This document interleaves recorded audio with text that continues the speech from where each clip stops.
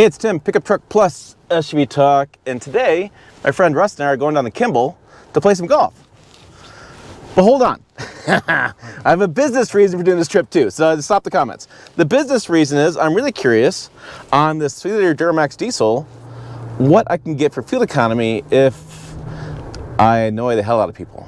And I drive. In other words, we're going to go slow. Really slow. Yeah, this guy's used to go on Mach 1, so he's going to be really upset with me today.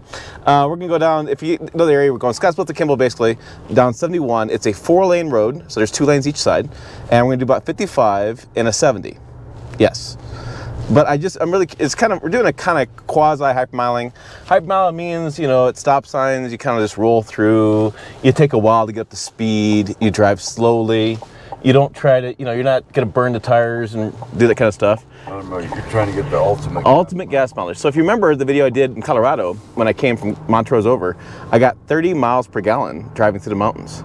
So the question is, can I do better than that? And I was talking to my Canadian friends, the Elmers over at Mr. Truck, or not Mr. Truck, that's Kent, at Truck King on the YouTube channel. They got 40 during the press drive on this truck. 40 miles per gallon on a full-size truck. Yeah, I mean, this is a massive truck, right? I mean, this is not a small truck. So in this video, we're going to drive down to Kimball. I'll give you an update as we're going. I'll show you some details there.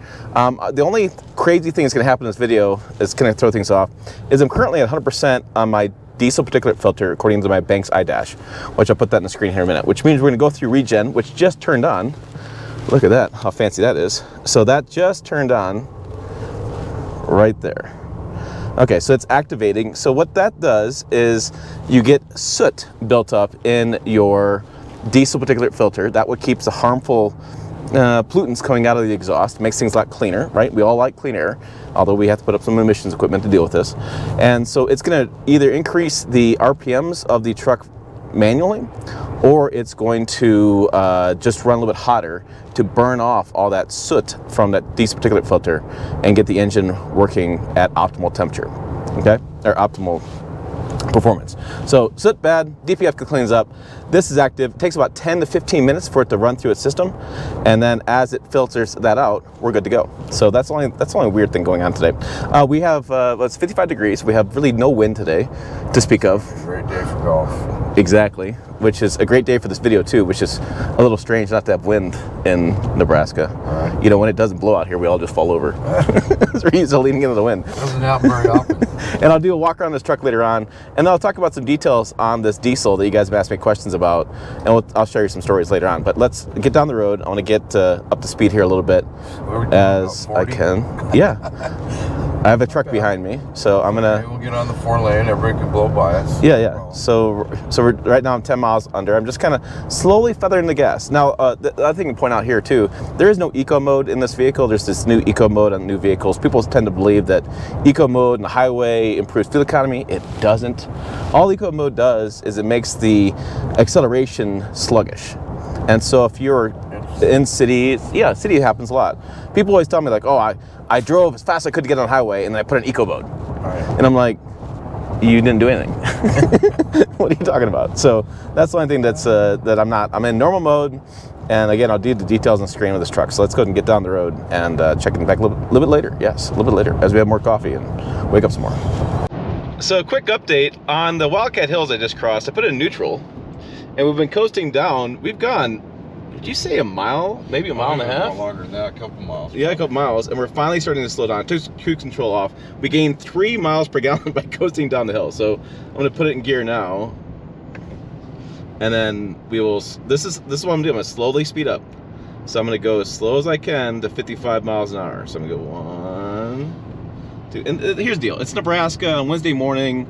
I mean, there's like one car behind us, a semi, more cows but out here than anything. Yeah, there's more cows than anybody out here, so it's not that big of a deal. But 55, 45, 46, 47, 48, 49, 50, 51, 52, 53, and I can change these and look at here. Going off the road. Challenge was filming and doing the same time. So set, so on, and then set, at 55. Okay, so now we're gonna keep cruising. Now we're back to max speed. Yeah, max speed. and I'm gonna keep doing this trickle neutral again. I picked up 3 miles per gallon. That was pretty slick. Yeah, we'll have another hill up here in a while. Yeah, well, yeah, awesome. Oh, and then by the way, Kimball is actually the highest point in Nebraska. So we're gonna, and gearing's at 3,900 feet. So we're basically kind of going up and down, and I think we're gonna gain a couple hundred feet. Not too much. Okay, just wrapped up golf here in Kimball, and here we go. Okay, just wrapped up golf here in Kimball, and we have 27.8 mile per gallon, and we drove 46.9 miles. 46.4 is our mile per hour. So if we have 46 miles, we're gonna drive back 46 miles, we're gonna go downhill, because we decided that Kimball was 4,800 feet. Yep. So we're gonna go downhill 900 feet and see if I can't get above 30. I was thinking I'd get 30 easily coming down, but probably not. Turn the air conditioner off then. Yeah, air conditioner off. It'll be sweaty and nasty time we get home, but I'll give you an update when we get home.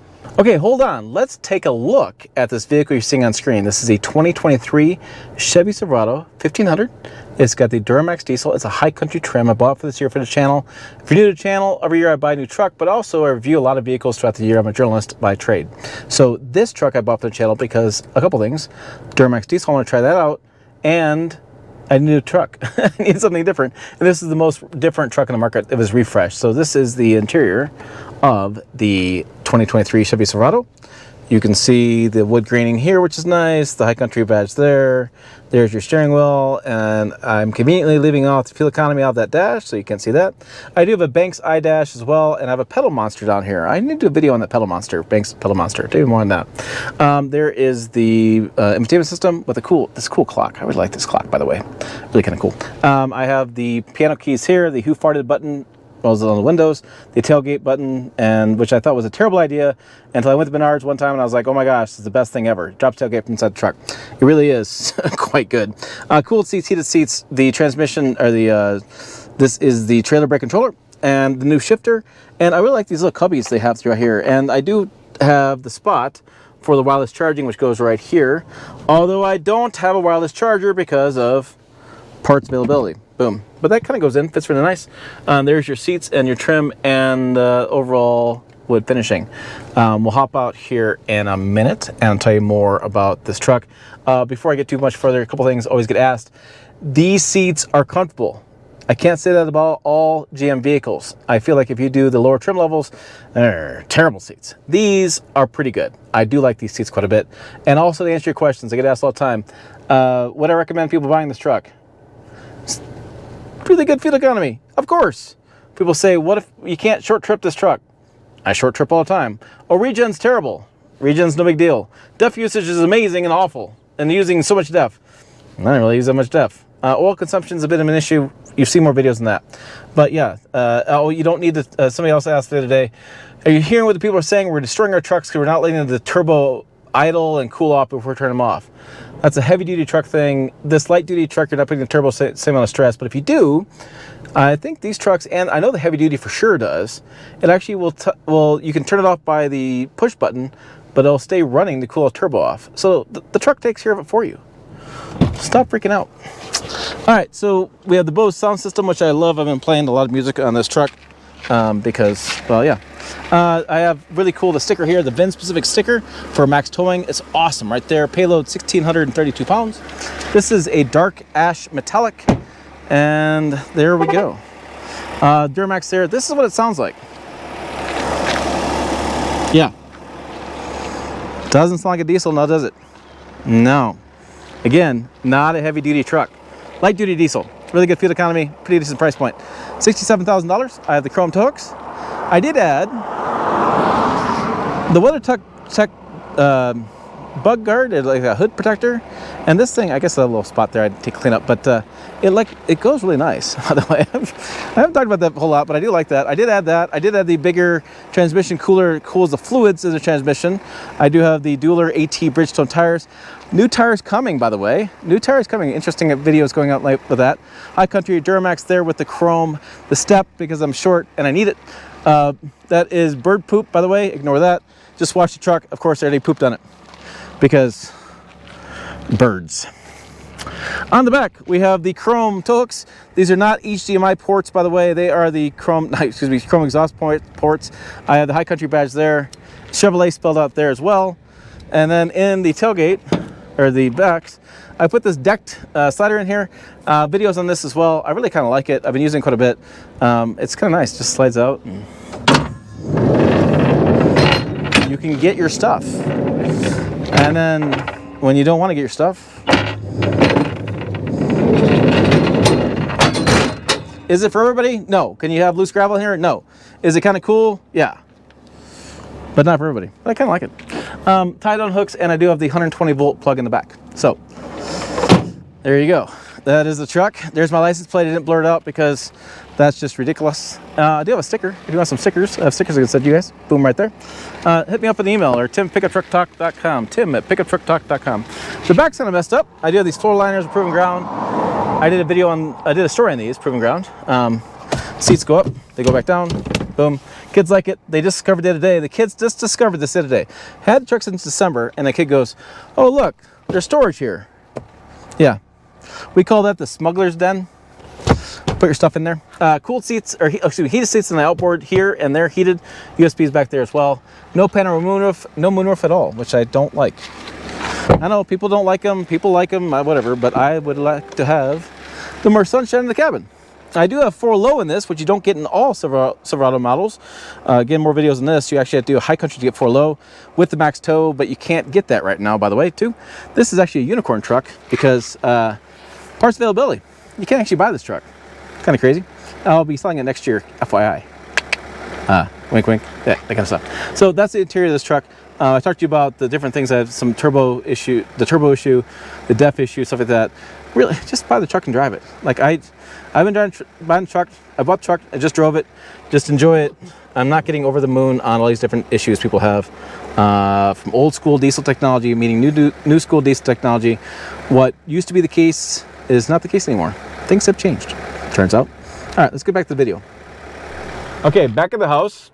And put your comments down below. What do you guys think? What's your guess? I got a witness with me. We cruised. We did use neutral many times, and we tried to get the best fuel economy we could. 55 the whole way. I didn't cheat. So only added 10 minutes to our normal time to Kimball to golf. Yeah, we didn't. It wouldn't take much more time, maybe 10 minutes longer. But what's this? One way, so 20 minutes total, but still only took an hour to go. We were there half an hour before our tea time, so right. We're full good. So here's our final story on fuel economy. Boom, 32.8, 47.9 mile per hour is our average, and 91.5 miles driven. So 32.8 in a full-size truck. That's damn good. That's pretty damn good. What do you guys think? Put your comments down below. I'll check out the videos over here. Website down below, so pickuptrucktalk.com. As always, thanks for watching. I will see you down the road.